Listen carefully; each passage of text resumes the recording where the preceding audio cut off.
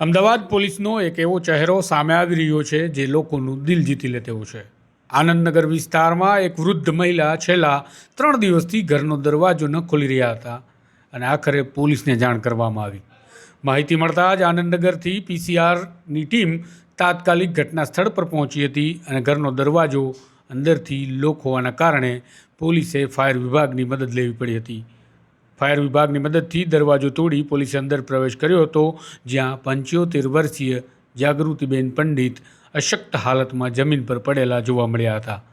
પોલીસે સમય નહીં ગુમાવતા 108 એમ્બ્યુલન્સ મારફતે તાત્કાલિક આ વૃદ્ધાને અમદાવાદની જીવરાજ હોસ્પિટલ ખાતે ખસેડ્યા હતા.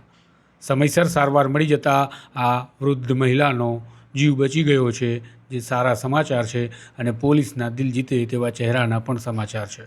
આ સમગ્ર કામગીરીમાં police constable Mohsin Ismail, driver Ashishbhai અને ફાયર વિભાગની ટીમે માનવતાનું ઉત્તમ ઉદાહરણ પૂરું પાડ્યું છે. માટે સ્વમાન આવા કર્મચારી અને અધિકારીઓને સલામ કરે છે.